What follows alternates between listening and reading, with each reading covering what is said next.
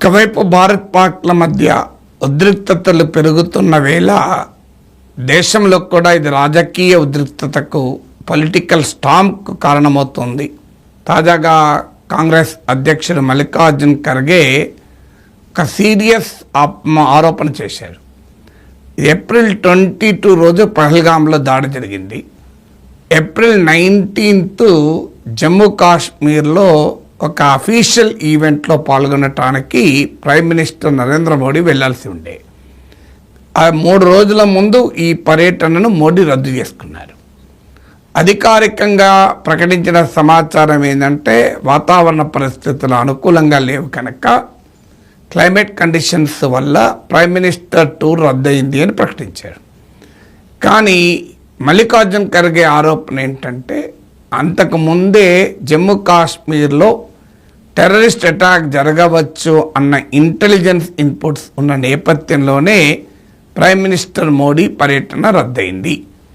మరి prime minister Modi పర్యటన రద్దయినప్పుడు పర్యాటకులకు ఎందుకు అవసరమైన భద్రతా ఏర్పాట్లు జరగలేదు అన్నది ఖర్గే రైజ్ చేస్తున్న సీరియస్ ప్రశ్న. సో ఈ ప్రశ్నకు మూలం కూడా ఎక్కడ అంటే ఇంటెలిజెన్స్ ఇన్పుట్స్ ముందే ఉన్నాయి అన్నది వాస్తవం. అది మీడియా అంతటా వచ్చింది, నేను కూడా మాట్లాడాను. ఇంటెలిజెన్స్ ఇన్పుట్స్ ఉన్నాయి కనుకనే మార్చి చివరిలో ఏప్రిల్లో కూడా 2 సమావేశాలు జరిగాయి. చాలా హై లెవెల్ రివ్యూ మీటింగ్స్ కూడా జరిగాయి. ఇంటెలిజెన్స్ ఇన్పుట్స్ ఉన్నా కూడా సెక్యూరిటీ అరేంజ్మెంట్స్ ఎందుకు లేవు? ఈ అంశం ఆల్ పార్టీ మీటింగ్ జరిగినప్పుడు కూడా చర్చకు వచ్చింది.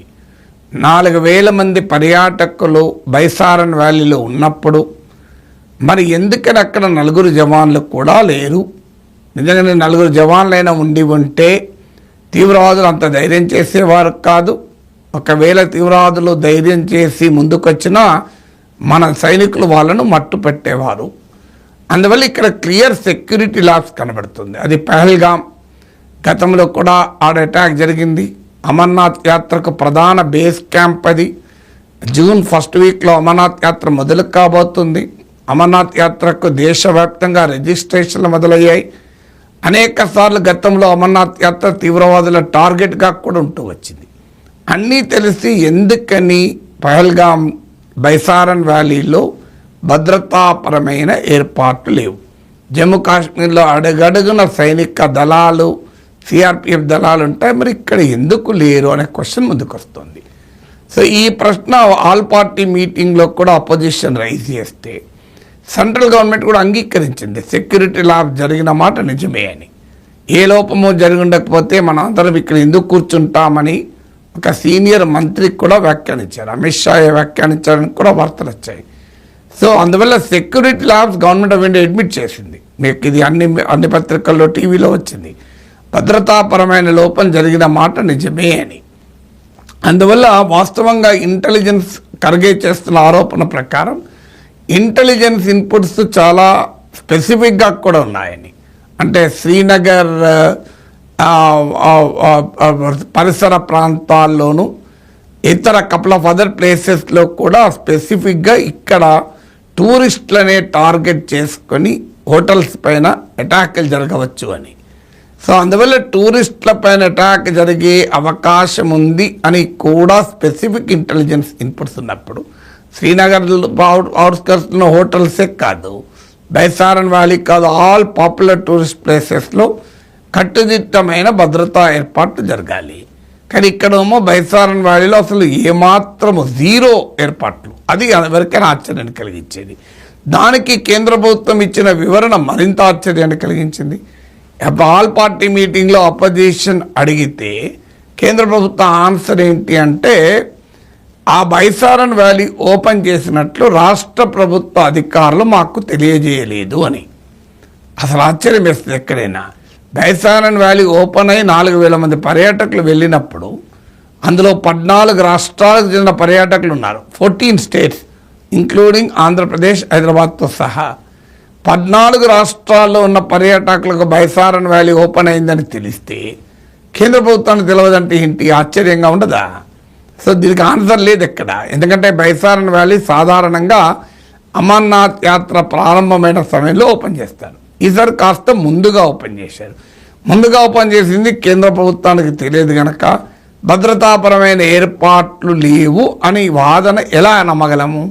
14 రాష్ట్రాల్లోని పర్యాటకులకు వెళ్ళినప్పుడు తెలిసినప్పుడు, టూరిస్ట్ ఆపరేటర్లకు తెలిసినప్పుడు, గుర్రాలు నడిపే వారికి తెలిసినప్పుడు, గవర్నమెంట్ ఆఫ్ ఇండియాకి తెలియకపోవడం ఏంటి, సైన్యానికి తెలియకపోవడం ఏంటి, అక్కడున్న సెక్యూరిటీ ఎస్టాబ్లిష్మెంట్ తెలియకపోవడం ఏంటి అనే క్వశ్చన్ అయితే వస్తుంది కదా. అందువల్ల క్లియర్గా there is a government side నుంచి సెక్యూరిటీ లాస్ ఉంది, భద్రతాపరమైన లోపం ఉంది. ఎందుకు ఇది ఇప్పుడు మాట్లాడాలి, ఎందుకు కీలకం అంటే ఇప్పుడు ఒక హిస్టీరియా క్రియేట్ చేస్తున్నారంటే మనం అందరము ఐక్యంగా ఉండాల్సిన సమయం కదా. ఇలా మన లోపాలను మనమే ఎత్తి చూపుకుంటామా అని. లోపాలు ఎత్తి చూపినంత మాత్రాన పాకిస్తాన్ నేరము పోదు, పాకిస్తాన్ దుర్మార్గము పోదు. లోపంతో సంబంధమే లేదు కదా. సో లోపం ఉన్నా లేకపోయినా పాకిస్తాన్ ప్రేరేపిత తీవ్రవాదులు దాడి చేస్తారన్న మాట నిజం. ఆ దాడి నివారించడానికి భద్రతాపరమైన ఏర్పాటు ఉపయోగపడేవి తప్ప పాకిస్తాన్ క్రిమినల్ యాక్ట్కి మాత్రం దీనికి సంబంధమే లేదు కదా. అందువల్ల ఇవాళ మనము పాకిస్తాన్కు బుద్ధి చెప్పాల్సింది అనుమానం లేదు. కానీ పాకిస్తాన్కు బుద్ధి చెప్పే క్రమంలో మన జాగ్రత్తలు మర్చిపోదామా? ఎందుకంటే ఇప్పుడు యూరీలో అటాక్ జరిగింది, సర్జికల్ స్ట్రైక్ జరిపాము, తర్వాత మీకు పుల్వామాలో అటాక్ జరిగింది, బాలాకోట్ స్ట్రైక్ జరిపాము, అయినా కూడా మళ్ళీ మీకు పహల్గామ్లో అటాక్ జరిగింది. అంటే సర్జికల్ స్ట్రైక్స్, బాలాకోట్ స్ట్రైక్స్ కూడా పాకిస్తాన్ ప్రేరేపిత తీవ్రవాద దాడుల్ని పూర్తిగా ఆపలేకపోయింది కదా. అందువల్ల ఇప్పుడు పహల్గామ్లో దాడికి నిరసనగా ఖచ్చితంగా పాకిస్తాన్కు బుద్ధి చెప్పాల్సిందే. ఈసారి ఒక బాలాకోట్ స్ట్రైక్ కాదు, 10 బాలాకోట్ స్ట్రైకులు జరగాల్సిందే. ఇక్కడ ఎవరికి డిస్ప్యూట్ లేదు. కానీ ఈ కారణాన మన సెక్యూరిటీ ప్రిపరేషన్ సరిగా లేకపోతే you cannot prevent again and again జరుగుతూనే ఉంటాయి కదా. అందువల్ల మీకు సిఆర్పిఎఫ్ జవాన్లకు ఎయిర్ లిఫ్టింగ్కు కేంద్ర ప్రభుత్వం హెలికాప్టర్లు ఇచ్చి ఉంటే పుల్వామా జరిగేది కాదు. మీకు పహల్గామ్లో సరైన భద్రతా ఏర్పాట్లు ఉండి ఉంటే ఈ పహల్గామ్ అటాక్ జరిగేది కాదు. ఇంకొక చోటు జరగకపోవాలంటే జరగవచ్చు, అక్కడ కూడా మనం జాగ్రత్త ఉన్నాం. అంటే ఇప్పుడు రెండు వేరు వేరు కాదు. ఇది పాకిస్తాన్ బుద్ధి చెప్పాల్సిందే, మన భద్రత మనం జాగ్రత్త పడాల్సిందే. మన ఇల్లు తాళం వేసుకొని పోవాల్సిందే, అయినా దొంగ పడితే మన సంగతి తేల్చాల్సిందే. కానీ మనం తాళం తీసేసి వెళ్ళిపోయి దొంగ పడ్డాడంటే లాభం లేదు కదా. అందువల్ల మన తాళం, మన జాగ్రత్తలు మనం ఉండాల్సిందే. మంచి జాగ్రత్తగా తాళాలు వేసుకోవాలి, ఇంటి పక్క వాళ్ళకి చెప్పాలి, నేను ఇటు పోతున్నా, మీరు కొద్దిగా అప్పుడప్పుడు కన్నేయండి, చూసి పెట్టండి అని చెప్పాలి. అన్నీ చేయాలి. అవసరమైతే ఈ మధ్య ఎలక్ట్రానిక్ డివైసెస్ వచ్చాయి కనుక అవి కూడా పెట్టుకోవాలి, సీసీటీవీ కెమెరాలు పెట్టుకోవాలి. మన ఏర్పాట్లు మనం చేసుకొని అయినా దొంగతనం జరిగితే దొంగల సంగతి తేల్చాల్సిందే. కానీ మన భద్రతా లోపాలను సరి చేసుకోము, మేము పాకిస్తాన్ పైన మాత్రమే మాట్లాడతామంటే అది ఎలా కరెక్టు? పాకిస్తాన్ సంగతి తేల్చడం అందరము అంగీకరించేదే. కానీ ఇప్పుడు అది పాకిస్తాన్ సంగతి తేల్చాలి కనుక ఈ క్వశ్చన్స్ అడగద్దు, భద్రతాపరమైన లోపాలు మాట్లాడకూడదు అంటే ఏమవుతుంది? యూరీ అటాక్ జరిగితే సర్జికల్ స్ట్రైక్ జరిపాం, కానీ పుల్వామా ఆపలేకపోయాం కదా. బాలాకోట్ స్ట్రైక్ జరిపినా పహల్గామ్ ఆపలేకపోయాం కదా. మరి వీటి సంగతి ఏంటి? తీవ్రవాద దాడులు ఆపడం ముఖ్యం కదా, పాకిస్తాన్ బుద్ధి చెప్పడం ముఖ్యం. అంతే ముఖ్యమైంది తీవ్ర దాడులను నివారించడం కూడా. మన దేశ ప్రజల ప్రాణాలు కాపాడుకోవడం, శత్రువుకు అవకాశం ఇవ్వకపోవడం. శత్రువు బుద్ధి మారుతుందా అంటే పొరపాటున కూడా మారదు, వాటి నేచర్ అది. నేను అనేకసార్లు చెప్పాను, పాకిస్తాన్ ఒక పనికిమాలిన దేశం, దాని పనే తీవ్రవాదాన్ని ఎగుమతి చేయడం. అందువల్ల దానికి మనం బలి కాకుండా జాగ్రత్త పడుతూ దాని సంగతి చూడాలి. అందువల్ల ఇవాళ ఖర్గే అడిగిన ప్రశ్న చాలా కీలకమైన ప్రశ్న.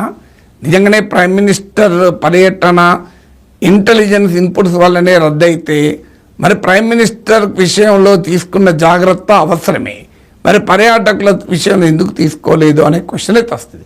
ఇంకో పాయింట్, 4,000 మంది పర్యాటకుల్లో ఒక కేంద్ర మంత్రి ఫ్యామిలీ ఉండి ఉంటే ఎంత జాగ్రత్తలు తీసుకునేవాళ్ళు?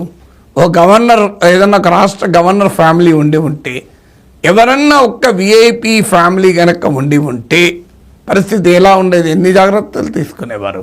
మన 4,000 మంది పర్యాటకుల విషయంలో ఎందుకు తీసుకోలేదు అనే ప్రశ్న అయితే వ్యాలిడ్ ప్రశ్న. అందువల్ల మన ప్రభుత్వం ఎక్కడైనా లోపం చేస్తే దాన్ని కూడా అడగాలి. అదే సమయంలో పాకిస్తాన్ పైన దాడికి సిద్ధపడాలి. ప్రభుత్వానికి అన్ని రకాలుగా మనం మద్దతుగా నిలవాలి.